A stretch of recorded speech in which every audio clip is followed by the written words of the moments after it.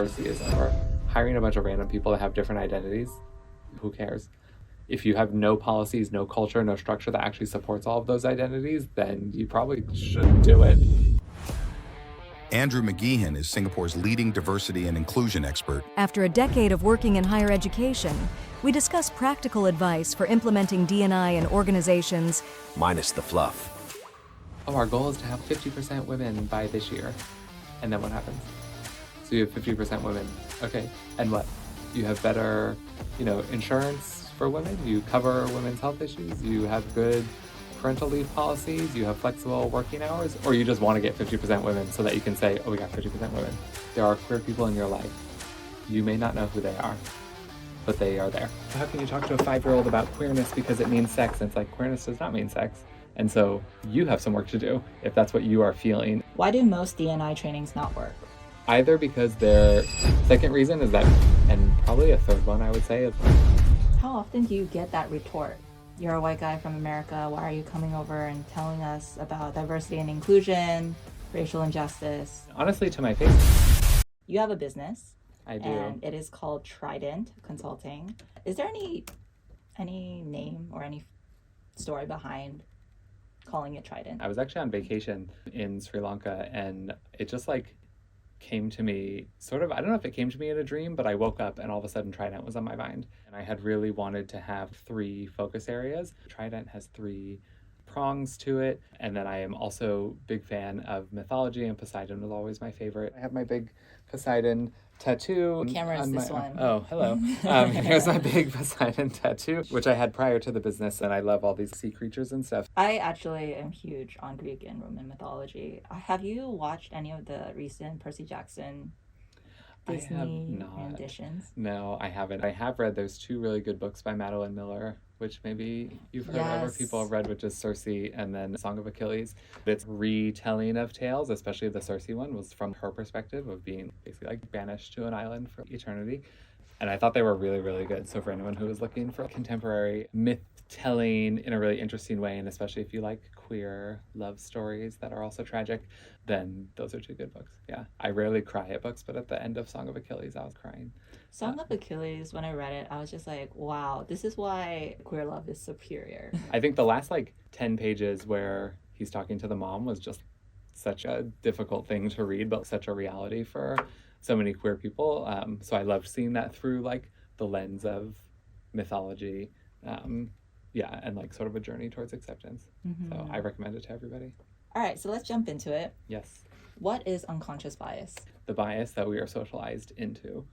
What I've noticed is that everyone likes to believe that they're immune to socialization because many of our socializations tell us that we're special and unique individuals, but we're not. And so the culture that we're brought up in, the specific family we're brought up in, our religion, our background, our other identities, it gives us impressions of different groups in different kinds of ways. And when those groups are different, we often are given a negative impression of them, but especially if they're groups that are different but also underrepresented. So racial minorities in a group, or racialized people, genders that are not male, identities that are not straight. And so that bias sort of creeps in. And we don't notice it because sometimes it's so subtle throughout our lives, and it sort of permeates childhood through adulthood that it just sort of becomes part of what we believe. And so it's hard for us to say oh, the time that I learned that, it was better for women to stay at home. People can't think of a specific time when they learned that, except many people did learn that. And what's interesting about unconscious bias, I think, is that a lot of studies, even going back to children, 5, 6, 7-year-olds, they already have preference for white skin or lighter skin. They have preference for men over women. So it's such an interesting thing that even kids, when we're, I'm bringing up my child to be anti-racist, well, that's great, but they are still being influenced by all of these outside factors. So I would say it's essentially bias that we are not totally aware of, but that we act on, or that comes out through our actions and behaviors, especially towards those who are different than us. And how can people know what unconscious biases they're guilty of? Well, we should all start by assuming we're guilty of all of them. I think there's so many people who are I don't care if someone is, black, brown, pink, purple. And whenever people say that, I'm like, okay, that is fine that you think that that's true. But we have all been socialized to associate different qualities with different races and ethnicities and skin colors. That's just a fact. So I think the best way is honestly to do like some really deep self-reflection and to ask yourself certain questions about different identity groups. So when I do trainings on bias and I talk about queer stuff, I tell people like, you need to ask yourself, what's my reaction if I see a queer couple holding hands? What's my reaction, my real reaction, if I see a queer couple kissing? Do I think that queer couples, are not as legitimate as non-queer couples? How would I feel if my child, my parent, my sibling came out? Am I okay with that or not? And what does that feel like? And I think it's hard because people fear that if they admit that they have bias, then it means they're a bad person. So I really try and normalize that like everybody has bias. And the way that you become aware of it is by thinking about it. The other way people can become aware is by having really good relationships with people who are not afraid to call you out. Because one big thing about bias is that it's easier for someone else to notice when someone else is being biased than it is to notice when they're being biased.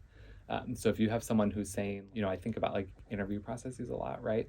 I might not think I'm being extra harsh or not being as friendly when I'm interviewing a woman, but someone else might be like, hey, I see a difference when you're interacting with women and when you're interacting with men. Noticing it in others and being comfortable to sort of name it, I think helps people to think through it. But you also just have to track your like initial reactions. If I'm walking down the street and I see X person, what do I do? And again, like most people internally are going to be like, of course not, I treat everybody the same. But many people who have marginalized identities know that that's not true. Right. Because they see people like moving away from them on the MRT, or they see people who, have a negative reaction when they come in for an interview and they see what race they are, they see what gender they are. Yeah, so it's not easy. But I think it starts with just admitting that you have the bias, and having the bias doesn't make you a bad person. It just makes you a person who lives in society. Sometimes it can feel like you're yelling in like a abyss. If you do belong to someone who is a minority or has been marginalized in any way, because the other side is like, no, but I'm a good person. So how could you say that I have unconscious bias? And so it kind of takes training from you, or just in general being okay with it. And like, I think I love the fact that you start answering the question by saying that everyone has it. It's not something to be ashamed of, because oftentimes there's that, that phenomenon where someone would find it more insulting for you to call them a sexist than to actually be sexist. Yes, totally. And I really hate that. And sometimes I feel like you see that in Singapore quite a bit when people are like, well, if you think that's racism, you're the real racist. This doesn't make any sense. Yeah. And yeah, it is something that is really prevalent, I think, sort of at all levels of society and towards all kinds of different groups. And yeah, people just get really hung up on this idea of, I'm not sexist, I'm not this or that. My least favorite thing is when people are like, I'm not sexist, I have a daughter. And what? So why should I believe that you're not sexist just because you interact with women in your life? Actually, literally everybody interacts with women in their life. But there are lots of sexist people, right? And so it's a lot of these things where it's, if sexism wasn't prevalent, then how come basically every woman has stories of men who have been really sexist towards them? But not all men. Yeah, right? And then they'll be, well, I don't know any of those men. No, you do. And it's also you. Even when we think about this a lot, like I've had friends who are women who have called me out on it, and I think I'm aware. I think about it a lot, right? But people have still told me, oh, hey, the way that you're approaching this, you're always calling me for emotional support, but you have male friends, and I'm wondering if that's because you're thinking that women are more inclined to give their time to you when you need empathy or need this or that. Actually, it's good for you to tell me that, because I don't recognize I'm doing it, right? So you have to have those really good relationships where someone will just call you out and be like, you're being a mess or you're acting racist. I do it with people all the time. In Singapore, I think the racism that you hear that's so casual around like Indian Singaporeans and Malay Singaporeans, or not even Singaporeans, but just those groups, I'm always having to call friends out about it. When people say, my company's becoming so Indian, we hired 2 Indian people in a row or 3 Indian people in a row. And I always say back, okay, how many Chinese people did you hire in a row? And did anyone say anything about that? People say these things, and I think they find comfort in saying it because there's not as many people who are telling them, actually, that's kind of messed up to talk about it that way. Or like pointing out that you wouldn't talk about it that way if it was dominant group. We only notice it when it's underrepresented groups. And we only notice it because they're so underrepresented that if all of a sudden we have 3 new queer people in the workplace, people are like, oh, gay takeover. No, but it's not. We're still like mostly straight in most spaces that you go in. There's so many good things that you just said. I think, so I interviewed Alice just last week, and she was published on Straits Times sharing her story of being a transgender woman. And her narrative and her stance, which I really loved, was that people are getting afraid and they're getting overwhelmed with queer people coming out and being more visible, when in reality, queer people will continue being the minority. Just statistically, you know, we've been the minority in a population. We've always existed historically, but we've just historically always been a minority. And furthermore, we've been silenced. And so she was saying, actually, you know, growing up, I was left-handed and I didn't tell anyone. And there was such shame with being left-handed. But now we understand that being left-handed is a non-issue, but it's also still a minority. There's no like understanding of like, oh, but left-handed people are going to take over the world, and everything that we use is going to be now left-handed. Yeah, nothing has changed. Yeah, it literally is just, you know, more about it now. And I think sometimes you see that a lot, either in like papers that get published, but even when I do training sometimes and hear from people, even in education sphere, people will be like, oh, everybody's bisexual now, all these kids are bisexual. And I'm like, but we should be thinking that's a good thing. More people coming out is because it's safer to come out and because we've done a sort of okay job of getting to a better place on it, not because there's literally more queer people, because they aren't. Yeah. But then I also think, counterpoint, I think it's also true that as we break down gender norms and gender stereotypes, people are more willing to maybe experiment or be fluid or think about things differently. Whereas I think 50 years ago, if you thought you were queer in some way, for a lot of people it would have been like, I will just tamp that down and live my straight little life on the side. And now people realize, oh, I don't actually have to do that. And I have the freedom to experiment in different ways. So I don't actually think that there's more queer people or some sort of takeover, but I do think that language has evolved and culture has evolved, that people are a lot more comfortable with it.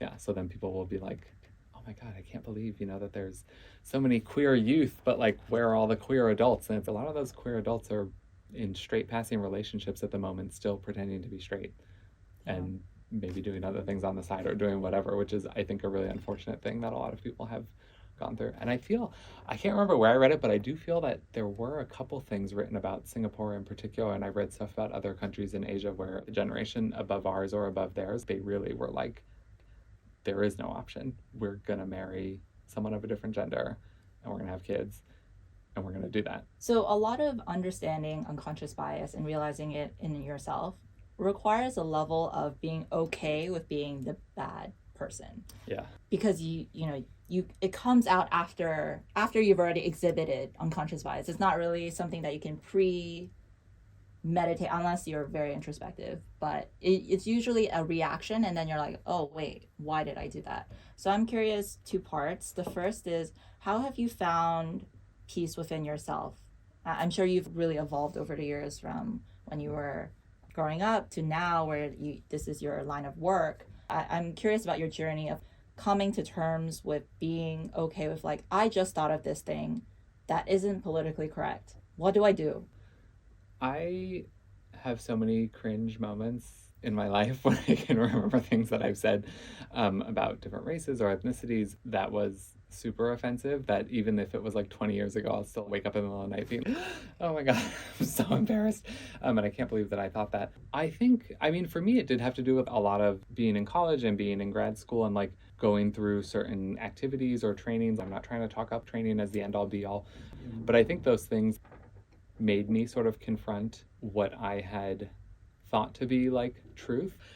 As I have moved through my life, I've often moved from a place that is super diverse in terms of identities to a place that's less diverse. So when I grew up in New Jersey, I went to Catholic school. The Catholic school was filled with a lot of Filipinos, a lot of Indian folks, a lot of people of different identities. So that was my growing up. All my friends were non-white. Then I went to high school in Iowa. Everybody was white. And then I went to college in California where it was a little more diverse, and eventually grad school in Seattle. But I think part of what really helped me find peace with myself was actually forming meaningful relationships with people who had different identities than me. And not because I was trying to like tokenize and be, oh, I need a Black friend, or I need a Latino friend or whatever. It was just because we're in the same grad program, or we're in the same major, whatever it might be. And I think when you form those relationships and you really get into these conversations and people tell you about their experiences, especially if they're comfortable to share about the negative experiences they've had with people who look like you and who sound like you, I found that a really good growth moment for me. And I've just known so many people who have been able to share about that experience, and I'm able to share about queer experience. And I think we grow from that a lot. And I think that's how we kind of make peace with it to a certain extent. I understand now that some of the things that I have thought, said, and done, if that had happened to you, or it did happen to you, right, and it really negatively impacted you. Yeah, I agree that there's a level of introspection needed to think about those kinds of things and try and pull back from the initial defensiveness that we always want to have. Oh, but that was just a racist white person. That's not all white people. And it's like, no, it is all white people. And we have to think about what our identity means sort of in those settings. But I think, the other thing is I just think we have to give ourselves grace sometimes. I know I've been socialized. I believe I've been socialized. And I catch myself now still thinking things that I'm like, ooh, that's offensive. And I'm like, why did that come up? So just asking those questions of yourself, why did that come up? And knowing that it is important to try and to learn and to grow, but that we're invariably going to make mistakes. No one is perfect at social justice. And so I think we just have to be okay that there's a lot of falling down along the way, and we just have to be sort of tenacious enough to be like, yeah, okay, I said a racist thing. That was wrong. Broadly, you're saying that, first of all, ideally, you have friends or friend groups from that underrepresented minority group to bounce ideas with, like, hey, I'm not sure what this means, or I'm not sure if I did the right thing or said the right thing here. I'm coming to you from a place of humility where I just want to understand if this is okay. Or the other thing is also just to carry yourself with a sense of giving yourself grace, is what you just said, right? So I'm going to reiterate that. I think in today's culture, there's a lot of cancel culture. You say one thing and then you're canceled. And obviously living in your body and living with your thoughts, you're not gonna cancel yourself. Everyone, I like the quote where everyone thinks that they're a good person in their own way, according to their own, values and virtues, but everyone thinks they're a good person. Yeah. And so then when we start introducing these ideas of like, this isn't politically correct, or this isn't kind to people who are underrepresented, then it's like, oh, so I'm no longer good, I'm bad. Yeah. And to oscillate and switch so quickly creates that human sense of defensiveness and that sense of, no, these people are either too sensitive, they don't understand where I'm coming from because I'm a good person, because I have a daughter. And it kind of, exactly. Yeah. Exacerbate. I have a gay friend, I have a black friend, I have a whatever friend, and you're like, okay, sure. Yeah. Great. That's fine. Yeah, I totally agree. I think that is a huge issue that we face, is that people feel that they won't give themselves the sort of nuanced lives that maybe they would give others. Maybe, I don't even know if we give that to others. But I think just understanding that there's not just a dichotomy. I think if there's one thing I've learned through my life, and especially the work that I do now, is that there is never black and white. There is never yes or no. There's always a million things in between. And so no one is inherently a good person or a bad person. We're just people, and like society sucks sometimes, and influence sucks, and it works on us in ways that we can't fully understand. And so if we just accept that, then it means we can start fighting back against it. I think the more we pretend that it doesn't impact us, the more we'll never be open to that conversation, because we're just like, oh, no, I'm not racist. I mean, if trying to talk to white people about race, sometimes people are just, oh, why always have to talk about this? People always playing the victim, oh, this. And it's like, all right, well, it's clear you're not even ready to have the conversation. So like, we can't even do anything because you have already decided that it's a non-issue for you. And even though it's not your lived experience, you somehow believe that other people are making things up. And I don't know why you think that. Yeah, so I think breaking down that dichotomy of good and bad is something that's really necessary, even within ourselves, to be like, I'm not always good. I'm also not always bad. I'm probably not either a lot of the times. I'm probably just neutral most of the time. Try to be good in my own way, like you said. But yeah, it's just not as easy, I think, as people want it to be. And we like simplicity. Our brains like simplicity. For our like mental health, we like simplicity. So it's just like, I'm a good person. And usually what people mean, what I've found, is that people think they're a good person because it's like, I don't outwardly use racial slurs. I don't, I believe I don't sexually assault people, right? So then they think, oh, I'm good, because their picture of bad is these huge, extreme kinds of things, instead of microaggressions or snubbing people, or, the one racial minority person in the office never gets asked to go to lunch when everybody goes to lunch. They just don't see that as bad. They only think of bad as something super duper serious, and they're able to say, I don't do that, so I'm fine. And I think that that's something that we have to break down a bit, is that, yeah, not everyone is doing those super serious things, but all of our smaller actions does embolden people to then do those things. If you've ever seen this sort of rape pyramid thing, it's sort of, at the bottom is all of these like sort of smaller sexist culture things that embolden people to then move on to more serious and intense violations of people. Can you share what you do in your business? Yeah. So broadly in my business, I talked about the three prongs. So one is trainings and workshops, and I get asked to do a lot on bias. I do a lot on microaggressions, a lot on LGBTQ support for students if it's in a school, and staff if it's in a business organization, corporate. Then I'm also trying to do more DEI-J audits, like where they're at, what are your employees experiencing, what kinds of changes do you need to make, and what are the recommendations that I have.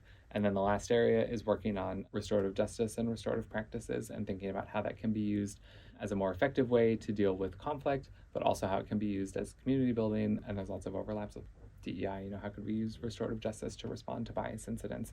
When I think about an unconscious bias training, I always start by literally being like, everyone's biased. And I pull up quotes from people who are not biased, which is, I treat everyone equal. I don't even see race. We hire based on merit. Like all of these things that people believe and say, but are not accurate. And I think it helps ground the context for people to give some like scientific background. I talk a little bit about this is how our brain works. Like we like to categorize things.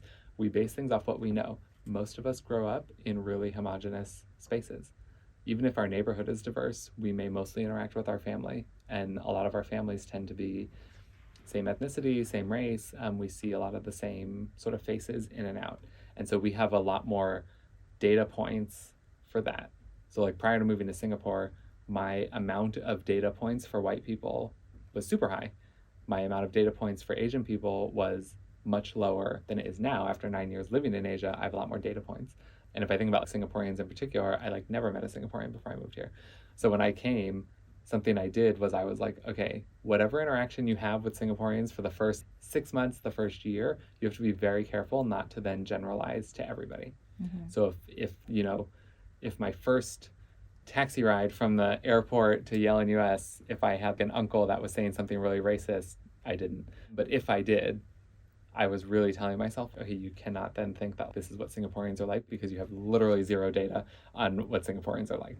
Like your brain just does not have that data. After 9 years now, I probably still wouldn't generalize too much, but I have a better sense of like what that looks like. So I try and talk about that in my trainings, and then I just try and talk about, I have this little chart where I sort of talk about how stereotypes, privilege, and microaggressions and bias sort of all feed into each other.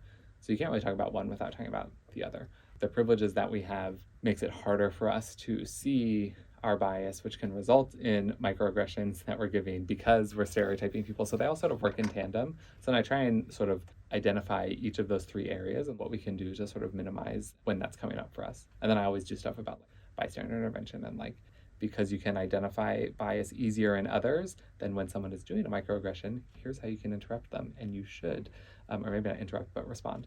Here's how you should respond, and you should, and the reason why it's important to is to, help someone identify their own bias, but also like, just because it's the right thing to do. So that's really what I would focus on in a bias training, and then also help people think about what is individual, interpersonal, and institutional bias, and what kind of different strategies do we need to combat all three of them in different kinds of ways. What's the most common unconscious bias you see in Singaporean schools? Queer stuff is like people have the most nervousness about, they have the most fear about, and especially when it comes to talking with youth about it. And what I always tell people is that if you are saying, oh, they're too young or this, then actually you're demonstrating your own bias because you are believing that queer identity is only about sex. And we can't talk about sex with the children. How can you talk to a 5-year-old about queerness because it means sex? And it's like, queerness does not mean sex. And so you have some work to do if that's what you are feeling, is that it's not appropriate, but you can't identify why it's not appropriate. It's usually because you think it's only about sex. So I think that is the one that probably comes up the most, and that I feel schools are the most hesitant to make any steps forward on. Mm. Meanwhile, the queer students are suffering because schools are afraid to, make a commitment to actually supporting them through action. So then it tends to just be sort of like, oh, one-off, okay, yeah, we'll support this student or that student, but we don't have anything that is comprehensive or institutionalized. So that's where the institutional bias comes in. Everyone on your staff can think queer students are great, but if institutionally you have a dress code that is gender-based only based on your IC or your passport, you still have institutional bias. If a student can't choose what pieces of the uniform to wear, regardless of gender identity, the institutional bias exists, whether or not all your teachers are like, I'm fine with it, because the school itself still is not okay with it. So policy, I think, also plays quite a big role in these kinds of things too. That makes sense. And what is the most common unconscious bias that you see in Singaporean workforces? The conversations around race and ethnicity are like really challenging in Singapore. And I think for me as like a foreigner who's also white, it's a bit difficult to find ways to facilitate those conversations because it's easy enough for people to just be like, well, you have no idea what you're talking about. That's partially true. But it's also true that I've known lots of non-Chinese Singaporeans who all have horrible experiences with racism in Singapore, both from white people and foreigners and from Chinese majority people. I think people are just nervous about it. And I think there's been a pretty good job of like highlighting racial harmony and the HDB quotas and all of that people are very easily able to convince themselves that it's not an issue. But if you look at some reports that were in the Straits Times and coming from a few different places, I think Black Box, SG, something, did something. Basically, when they interview people, most people who are non-Chinese do perceive racism in Singapore to be an ongoing issue in the workplace, in the hiring process, walking down the street, doing anything. So I think that one is very hard to talk about. And it really hits on people's sense of self, especially here with the idea of racial harmony and all of that. People are so, no one wants to say that, yes, I have anti-Indian Singaporean, anti-Malay Singaporean bias. People are happy with anti-foreigner bias in general, seem okay with that, but not when it comes to internal to Singapore. I think people are they just don't believe it's there. And I think usually, again, that might be a result of not having a lot of different people in your life who can talk to you about it or who are willing to speak up about it, even if you did have them in your life. How often do you get that retort? You're a white guy from America. Why are you coming over and telling us about diversity and inclusion, racial injustice? Honestly, to my face, not very much. I do think that people have probably felt that way. And actually, usually I call it out in my bias trainings. So in my bias trainings, I always say, everybody's biased. For instance, you walked in this room and saw a white American man standing in front of you. What'd you think? And I don't ask people to tell me, but I'm like, you had a response, right? You either thought this foreign influence, blah, blah, blah, or maybe you thought, oh, great, another random white guy to tell me stuff, or, whatever. Maybe a positive thing, I don't know. But I never ask people to tell me, but I do ask people to think about it, because I'm like, it's the reality. And y'all walked in here and I made a decision about you too. That is just what happens. Whether I confirm that later for you or not is sort of immaterial, right? It doesn't matter if you think that I was terrible at the end of it. So I don't think it happens a lot. I have had a couple of times where clients have identified that they prefer someone who is Asian to speak to a more local or a mixed audience. And actually that kind of stuff I'm totally okay with, because I'm like, yeah, that makes sense to me. I recognize that even though I care a lot about this work, it still doesn't make me the right person at every moment just because I care. So if someone is, yeah, we'd rather have an Asian person giving the same content as you to our Asian audience, I'm like, that's relevant. That tracks. I think that's okay. But no one has said it like super overtly to me, except I think once or twice. But it hasn't been too overt, but it's something that I'm really aware of. And I just go into all of my sessions and work with clients knowing that people are going to have that. I don't even know if I would call it bias because it might be accurate. There is one study that I found that was really interesting. A study by NYU and the University of Melbourne found that people with easy to pronounce names reap benefits from all areas of their lives. They are more favored for job promotions, have more friends, and win more seats in political office. It doesn't matter what type of name you have as long as it's simple to pronounce in the region you're in. Is unconscious bias just inevitably part of being human? I think there's no way to get away from it. I think if you're not being active about thinking about it, you won't even know that's happening. I remember students saying that, like, I have a difficult to pronounce name for white people, and the white professors never call on me. They never use my name when they speak to me, and I think that's an issue. It's affecting my participation, blah, blah, blah. And I was like, that is an issue. So I think that it's hard to get away from, and I think sometimes there's been some, like, tech interventions to try and fix that, taking names and identifying markers off of resumes and stuff. Does that help? I don't know, maybe, possibly, but it could also screen out people. If you're looking to hire people from diverse background and you're not really sure what anyone's background is, that also is complicated. I think people feel like, oh, I have to have a nickname, or I have to come up with like some other name that people can call me so that it's easier. And I would hate for people to feel that they had to do that. And if you can't be secure that people, for instance, in a hiring process are doing their own internal work to not have that bias impact them, then you might feel like, well, for me to get ahead or get what I need to, I should do this, or I need to do this. Celebrities joke about this, right? Like Timothée Chalamet has had several interviews where they're like, what should I call you? And he's just like, just call me Doug Smith. I'll respond to anything. And obviously And does he's he have white. a difficult name to pronounce? And here's exactly, my question. To the Americans, clearly, right? When I read that study, it makes a lot of sense to me, but it's like, man, that is really, it's like a hard uphill battle, right? Because now we're moving beyond race and gender and sexuality. We're also just moving into something as banal as the name of someone, and we're still exhibiting unconscious bias. Yeah. And when we ask people or expect people to have names that are easier to digest or have nicknames, it's essentially saying two things. One, like, I can't even be bothered to learn how to pronounce your name, which is like gross to begin with. But it's like asking people to like strip away parts of themselves. And so if you are from a culture that attaches a lot of meaning to names, and then people keep being like, do you have a nickname? It's, no, I don't. This is just my name. Learn how to say it. And even for me, like, you know, to show my own sort of bias towards this, when I came to Singapore, I did not know how to pronounce a lot of the names that I saw on rosters at Yale and US, and I wasn't sure. And sometimes students would tell me their name and I would just nod and be like, okay.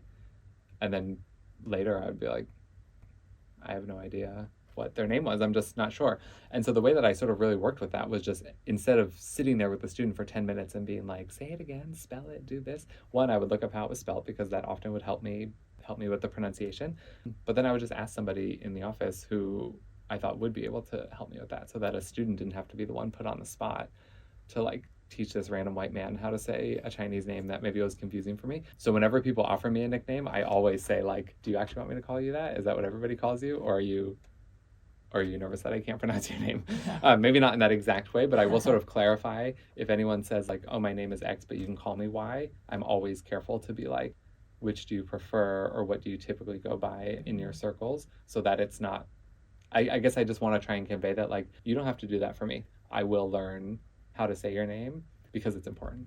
Yeah. And I don't want you to have to put on this like other persona or like other name. But if people are like, oh no, everybody calls me that, I'm like, sure. Okay, then I can do it too.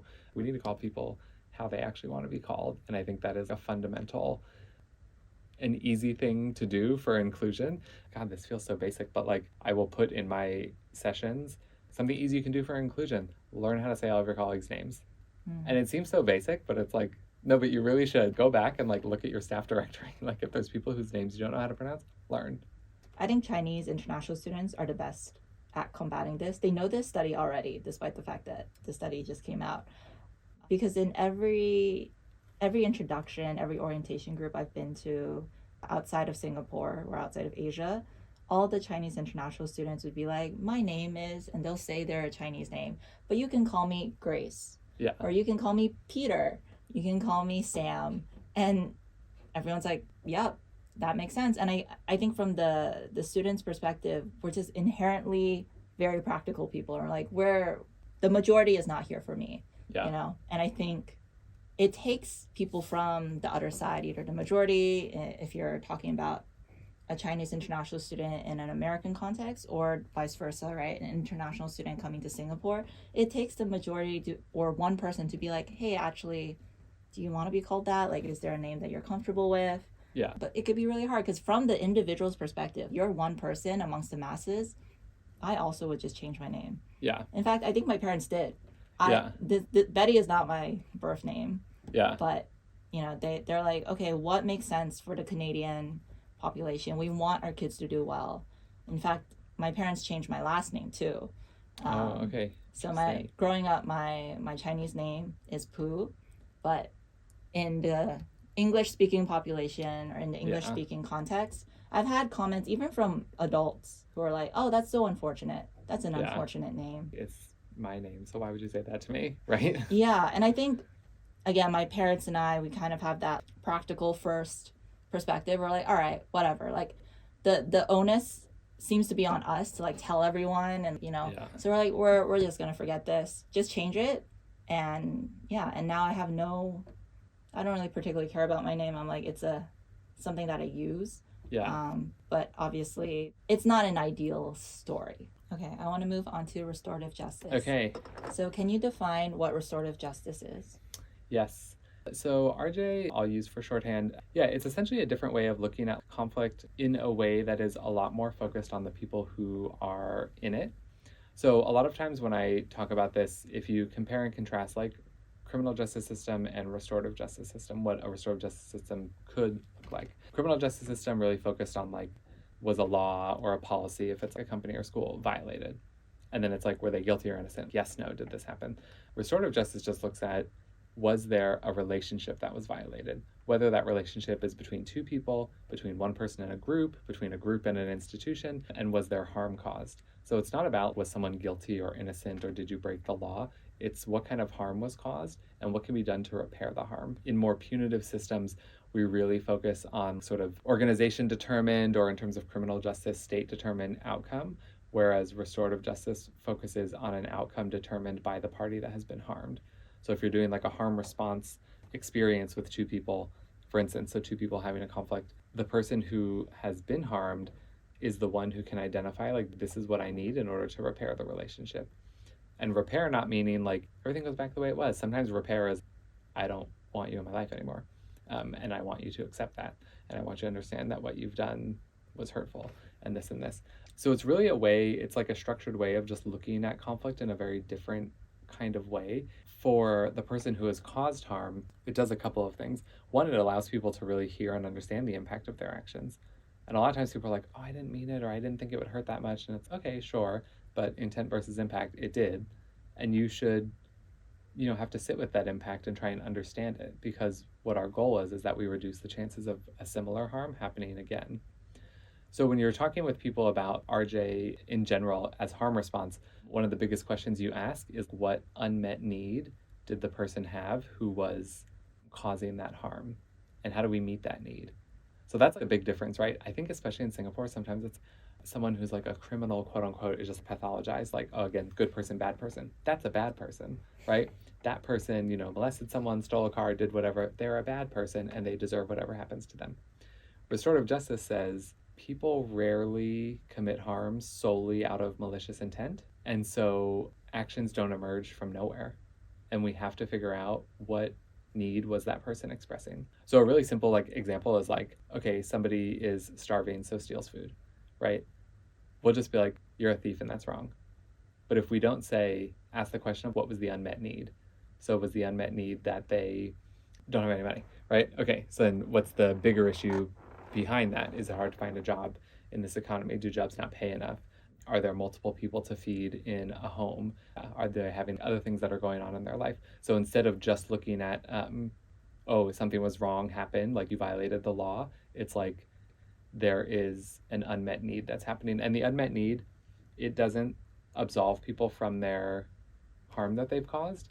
What it's intended to do is help us as potential facilitators or people working with folks know how to best reduce that harm and hopefully prevent it from happening again. And it can be used in a lot of different ways. There's circle process where you would sit in circle with people and there's a structure to it, or there can be restorative conversations between two people, either facilitated by a third party or just facilitate yourself. So I talk about this a lot, so I facilitate my own restorative conversations when I'm feeling harmed because I feel comfortable to do that. But yeah, it really focuses just on the people. It focuses especially on the person who has experienced harm, but also a lot on the person who has caused harm, and really trying to get at the underlying experiences that they were having and the underlying needs that they have that are not being met. And so you do this training, is it a training or is it once the harm has already happened, the institution asks you to attend to it? I've done both. Yeah. Okay. So I do a lot of restorative practices just as training for schools mostly, training teachers and how do you have a restorative conversation if there's a negative behavior from a student or a harmful behavior. But I also have been called in to respond to harm that has happened, which is much more easy for an outsider to do than someone who's internal, especially if they're connected to what has gone on. Yeah, so I do both. I'd love to do pick your brain on another study. Sure. On diversity trainings. So a professor from Harvard Business School held one of the most thorough studies to date on the effectiveness of diversity trainings. He delivered an hour-long course to thousands of employees at a company. Right after, he surveyed the participants. In general, people said that they were more aware of their own biases and had a greater support for working women. 3 weeks later, the attendees were no more likely to take on a female mentee. 6 weeks later, the attendees were no more likely to encourage or spotlight their female colleagues for workplace awards. So for those who are neutral before the study and before the course produced an attitude change, but not a behavior change in them. So what's your response to that? Yeah, I 1000% believe that.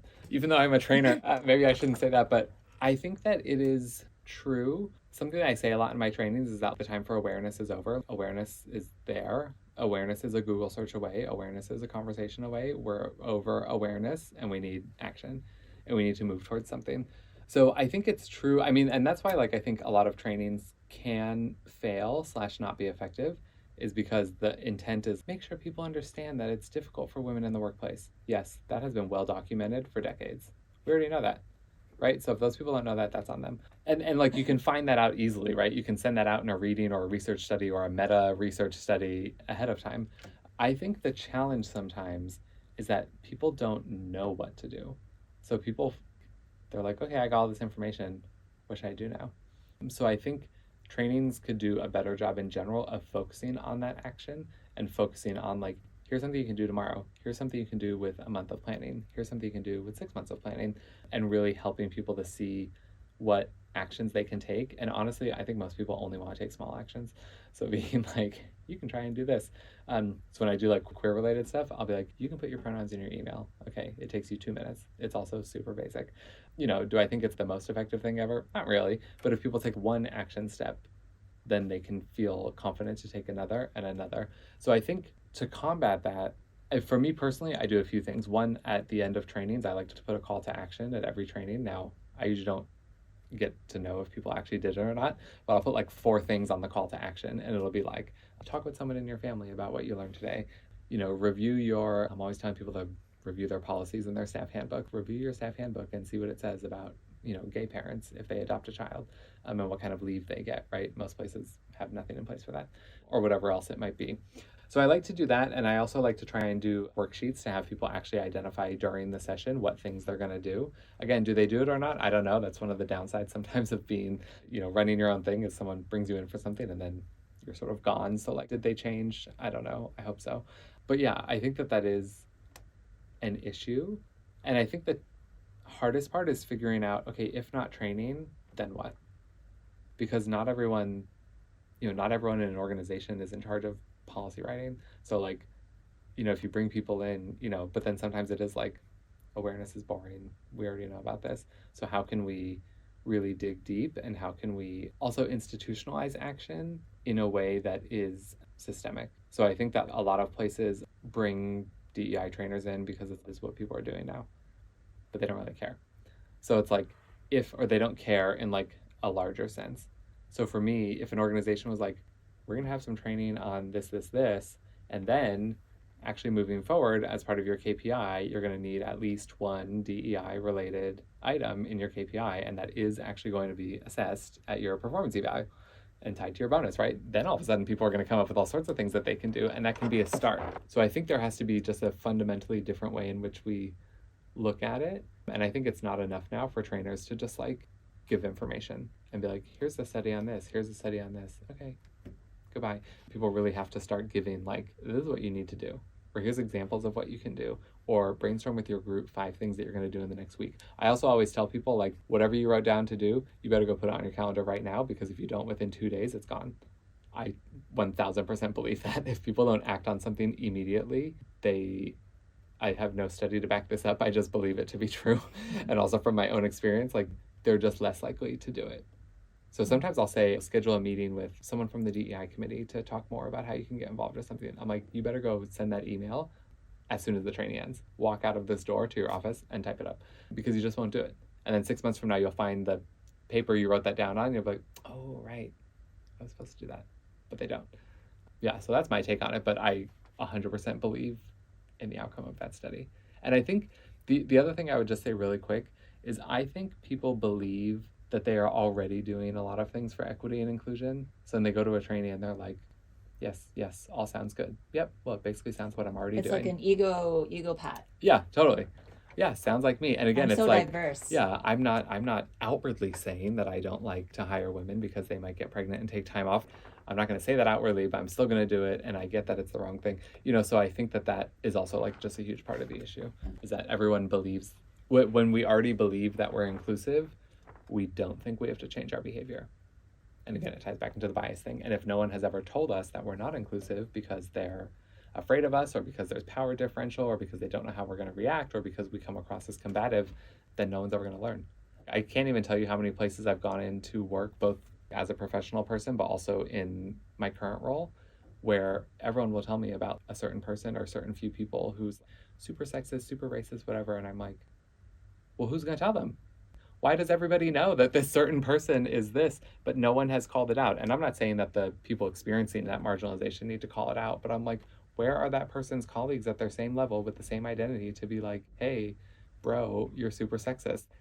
To me, it's such an issue that in almost every company, if you went in and asked, you know, who's the messy, non-inclusive person, a lot of people would be able to tell you the same person. And it's like, well, why does that person still have a job if they're treating people like this? How come no one has tried to talk to them about it or do this? And I think it always hints at a lot of underlying issues. Got it. Why do most D&I trainings not work? Yeah, I think that they don't work either because they're too basic and they focus on keeping the audience comfortable instead of pushing them into learning and growing. Second reason is that people don't take them seriously and believe that they already know what they're doing. They're already super inclusive. I haven't had a complaint about me for bias, so I must be doing fine. And probably a third one I would say is sometimes the content is bad. I do not want to say that I'm the best trainer ever or I have the best content. I don't know if that's true or not, but I've sat through many a training in my life, and a lot of people are just doing like messy, confusing work. And I've sat in trainings around these kinds of topics that have been like offensive. And so sometimes you're just like, how is this happening? And there's a lot like talk on LinkedIn and in different places around DEI professionals who are mostly just recreating the systems of oppression that we are claiming to try and combat. So yeah, I think that's probably what I would say in terms of why they're not effective. Oh, fourth reason would be people don't want to learn. People are really set in their ways. They hate change. That's something that I have really identified, is that nobody likes to change. So even if they're like, oh, we could do better for women, they're like, but do we have to? Oh, rewrite a policy? Oh, nightmare. And people just don't want to do it from the pure fact of a lot of us just hate change and we can't handle it. And that goes back to the result of the study where it says the people who were affected by the course, they only had an attitude change. They didn't have a behavioral change. So exactly to your point, where it's like, well, now I'm more aware. And now I think I'm a better champion for women because now I realize that women are just as great as men in the workforce. Yeah. And then it's like, pat on the back, I did great. You know, consultant's gone, everything goes back to normal. Yeah. And a lot of people believe, and I do think this is biased, so I should say I believe it too, for myself, a lot of us believe my intention is an action. And actually sometimes I have started doing in trainings, I've put things up on the board that are like statements, and then I'm like, are these intentions or actions? And it's like, I'm an anti-racist. My team feels safe with me. And I'm like, they're all intentions. None of these are actions. They are statements that we believe to be true because someone hasn't told us to the contrary. And so we really have to, I think, distinguish between an intention and an action, and we have to have actions. I always will tell teachers and supervisors, you can't just stand up in front of your team and be like, I'm inclusive, you can talk to me about anything. It's meaningless. You need to demonstrate, first off, through your behaviors, but you also need to talk specifically about different things. You know, so I always say, like, if you want queer students to feel comfortable with you, you can't just say you can talk to me about anything. You have to somehow demonstrate that you're open to a conversation about queerness and about identity. And you could say that directly. You could indicate that through things that you have in your office or something, but if it's too generic, it means nothing. And so people think, well, I told everyone I'm inclusive, so what's the problem? So now it's their fault. Yeah, well, you can't just tell people you're inclusive. But I actually think a lot of people do that. Oh, I'm super inclusive. Oh, I really care about equity. Okay, well, show me, because what I see is that you interrupt women in meetings all the time. To me, it doesn't look like inclusion and equity, but you believe that you are, and so how can I change your mind on that? And again, going back to the calling out, that's when someone needs someone to inform them, hey, actually, these behaviors actually don't seem very inclusive to me, and that's the way that people can learn. But yeah, intention versus action, we have to just identify better if we only have an intention and then think about action. So again, I'll ask people a lot, going back to working with queer folks, I'll be like, okay, go back to your office after this and see if you can write down 5 specific ways that like a queer person would feel comfortable in your company or in your school or in your classroom. And if you cannot write anything specific, not an intention, but literally like we allow dependent benefits for unmarried same-gender partners, that's an action. If it's like we treat everyone the same, no, that's nothing. That's an intention. So I ask people to usually do that activity a lot, and people really are like, they don't know. So it's like, great. Intentions are great to start with, I think. We just can't end there. Yeah. Okay, if I intend to have a team where everyone feels valued and welcomed and affirmed, great. Now I need a 10-step action plan for how I'm actually doing that. That goes beyond just saying it, because, you know, talk is cheap and all of that. So I say it, well, it doesn't will it into existence just because I've said it. I have to back it up with my own actual actions. I wonder if there's a psychological aspect to this whole idea of an attitude change versus a behavioral change, or intentions versus actions, because it can seem like you've done a lot by just having the intention and saying it out to the world. Yeah. Like, I'm just thinking about even moments of time where I've been a leader in a group, or I've been, you know, I intend this. Wow, I'm a great leader. You know, people love me. Yeah. I'm really equitable. And it just feels like it's, in and of itself, it feels like an action. And I wonder, like, if there's something in our minds psychologically that switches it off and pats us on the back and, you know, we're off. Yeah, I would believe that there is.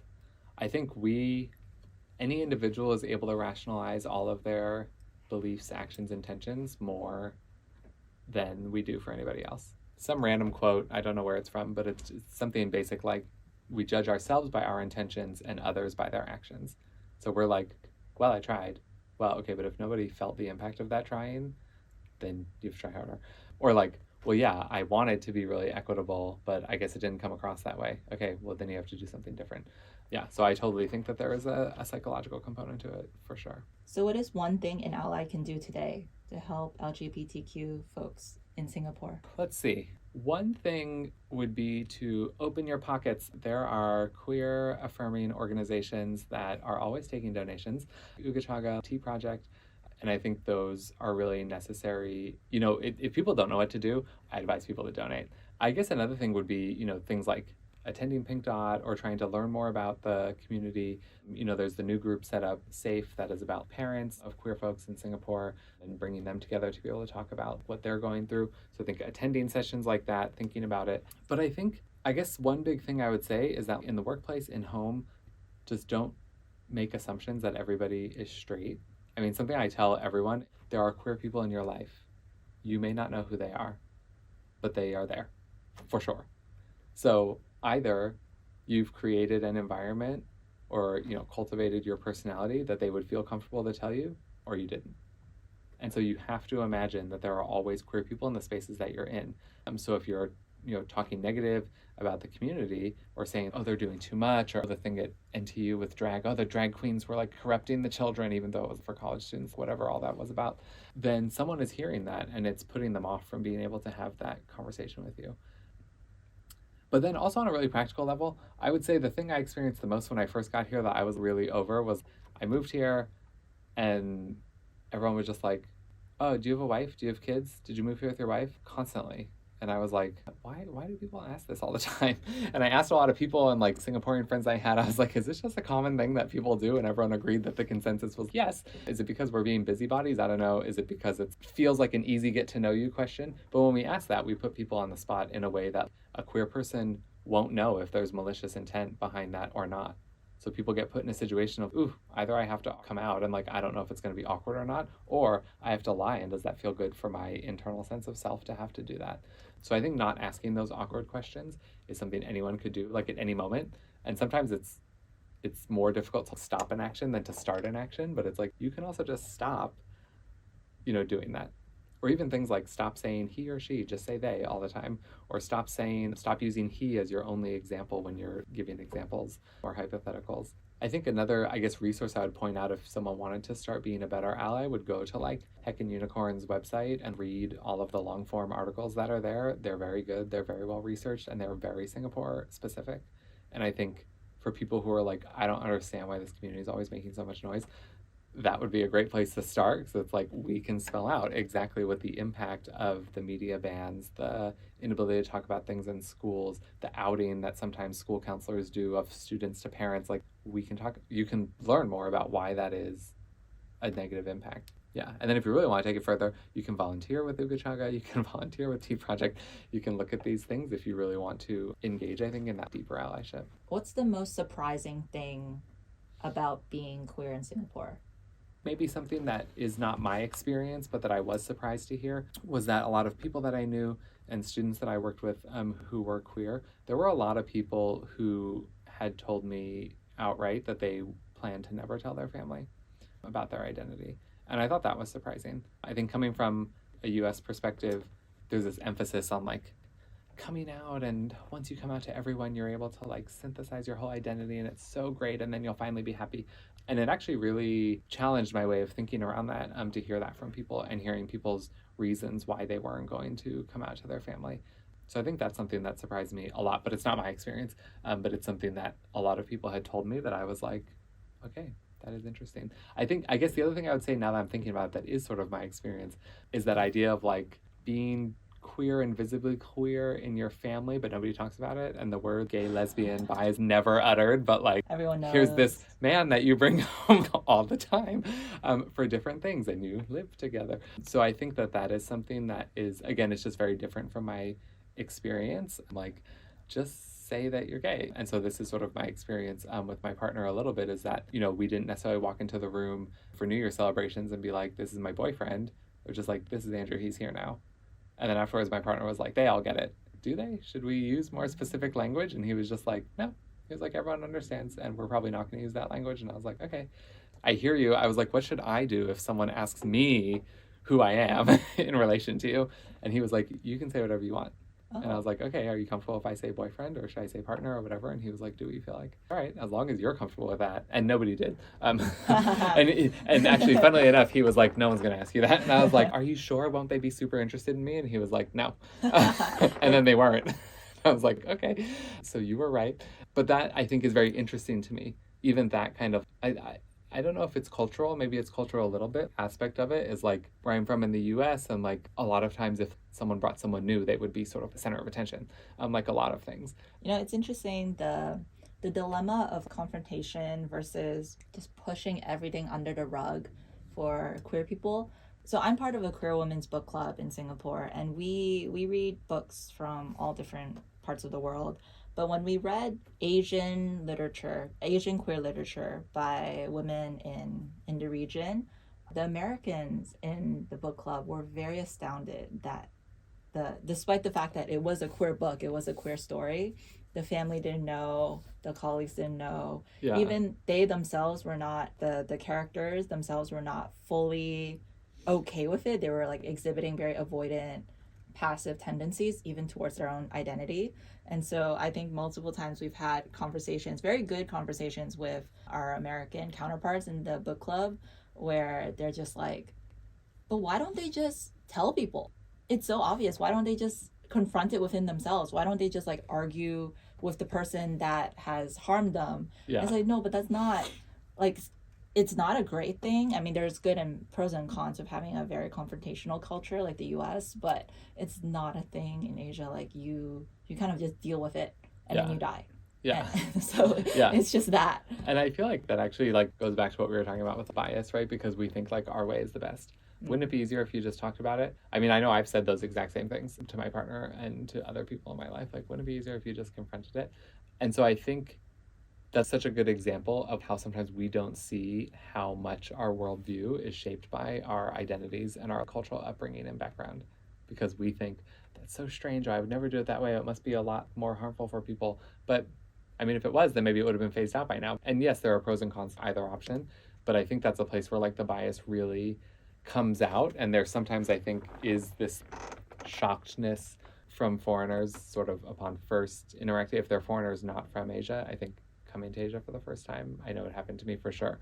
There is that kind of shockness of like, why aren't we being as direct? Why aren't we being as, this or that? I wonder how that can also affect the way that we approach diversity and inclusion in either the form of trainings or in the form of policies. I mean, just thinking out loud, right? I was fortunate enough to listen to a talk by one of the core activists behind Taiwan's legalization of same-sex marriage a few years ago. Yeah. And she was saying how initially she was educated in the US. Most of her peers as well in the movement were either aware of Western media or, they consume Western media. I mean, that's the predominant media for queer people until very recently when we've got more representation. So they were learning their activist ways from the Americans, which is very like, this is a human right. We deserve human rights. Yeah. My like Third Amendment, Seventh Amendment, whatever. And all of these very concrete, this is what I deserve as a human. And they were trying to import it over to Taiwan, and they just realized it did not work in an Asian context, specifically in a Taiwanese context. It seemed very selfish. It seemed very like, why are you yelling? Why are you screaming? Why are you disrupting the harmony of society with all of this queerness that must have been imported by the West?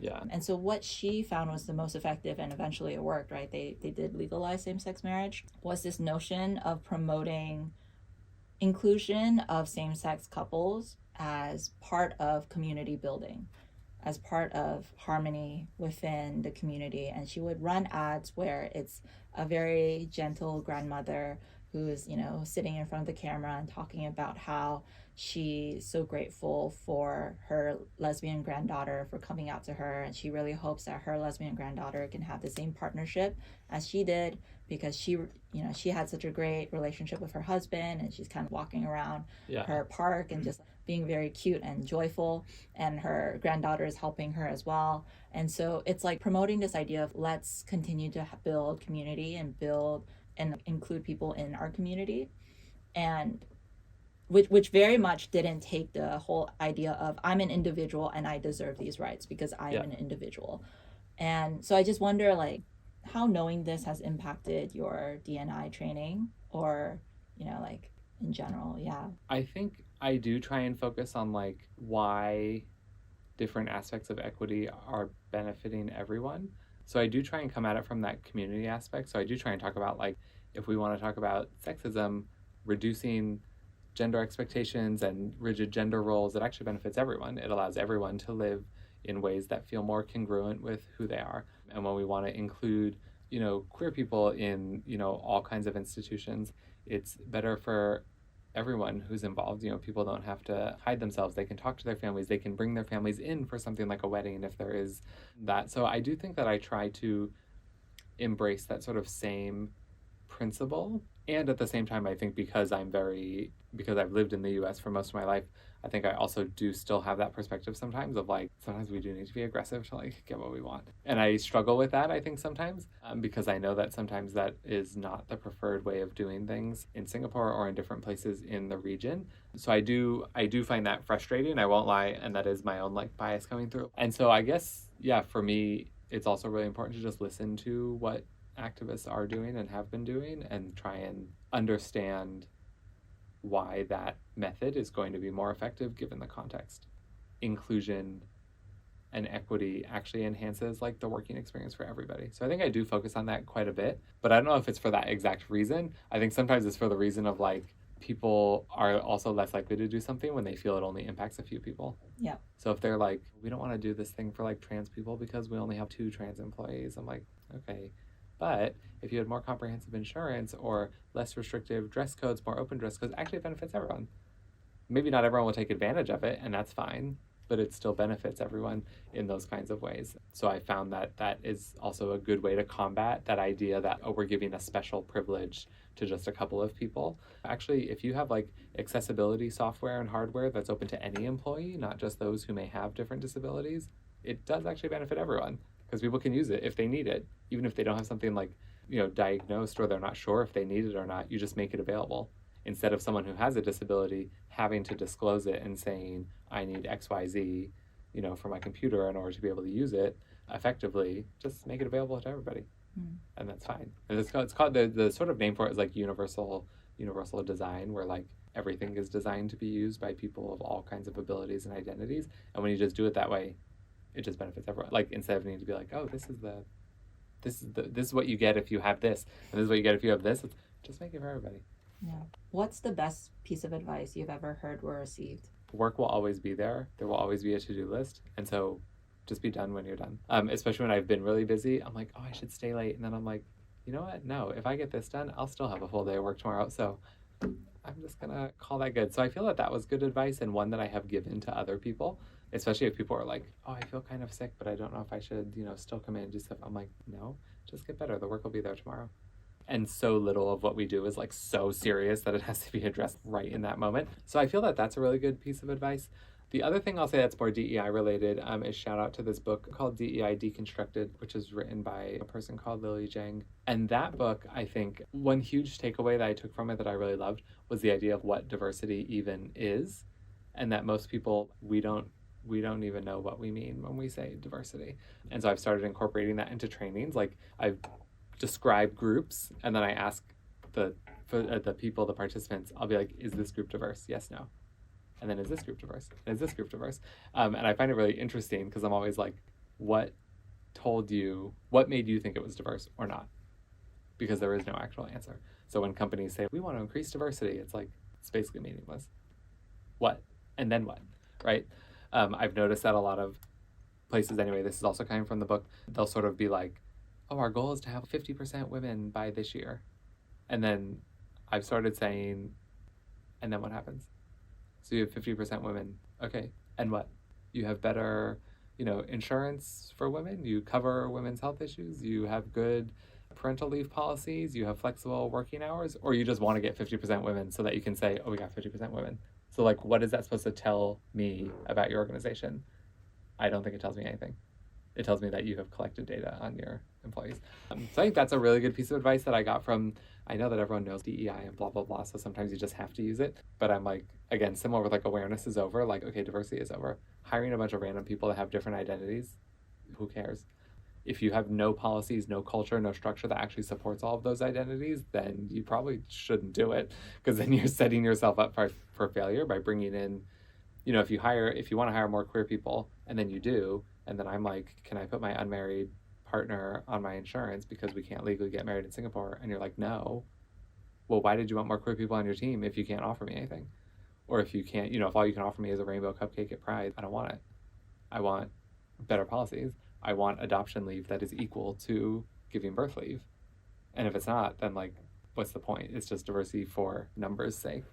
My mom works at the library, and she's quite an auntie, right? And she's a pager, so she restocks books. Yeah. And her English isn't good, but she's very proud that she has to talk to all these different types of people every day and practice her English. And she's just saying pronouns were so hard for her because in her mind, it's in Chinese, if you refer to someone's pronoun, it's the same, regardless if you're male, female, or an animal. It's just the same pronoun. Yeah. But here she has to keep changing it. So I trained myself, okay, if it's a guy, then she refers to the partner. But now I realize that's not inclusive, and that's not accurate. And so she's, I'm really trying my best, and I'm just trying, and it's okay. I don't think it's not a hate crime if you mess it up. I think you're doing your best. People understand. And I advise people, like, just say they for everything. My rule always for inclusive language is be as wide as possible until someone narrows for you. Oh, so if you say they and then someone is she, then you're okay, now I can say she. But when you default to it, obviously it makes especially queer people, I think, feel awkward, because then there's clearly an assumption. I mean, even when I first moved here, everyone at LNS was like, did you move here with your wife? And I'm like, no, but I don't know if I feel like outing myself right now, because then it was, okay, do I say, actually, I moved here with a man, or do I just leave it, especially when it's like first week of work and people are, just trying to get to know you. And in Singapore, I feel like that's the first get to know you question. Right. It's like, are you married? Do you have kids? Yeah. Okay. I don't know why it matters, but no. That's really interesting, because I think sometimes when you're like meeting someone, it can be a little stiff to be like, what are your pronouns? I don't know if you agree or disagree with that, but in a queer space, I think people like generally expect it, but regular day-to-day, if I see someone who may be performing their gender in a way that's non-conforming, then I'm like, oh, I really want to ask you for your pronouns, but also I think we're past that in this conversation, or now we're discussing anything else. Yeah. I think I have almost never asked someone for their pronouns during a conversation. If I'm not sure, I just don't use their pronouns. Okay. Or I just use they until I hear someone else using them, or they say refer to themselves with whatever pronoun, but I've never actually asked someone. I just keep it as, I'll just use your name or or a they sort of general pronoun until I know better. I think as a general practice, that can be probably easier to implement than having to remember and then... Yeah, and I think a lot of people would get quite uncomfortable about asking a stranger if they're networking with someone and then they're, what are your pronouns? I think it's much easier to like have it on your badge. You know, if it's a networking event, you can have it on your badge, or you can have a pin or whatever in your email address to make it a bit easier for people to understand without, because I think most people, especially if you don't really know that much about D&I, you're probably not going to ask a new person what their pronouns are. If you enjoyed this episode, hit a like and subscribe down below. 3 seconds from you makes a massive impact on getting more people to hear the inspiring stories and advice from our guests.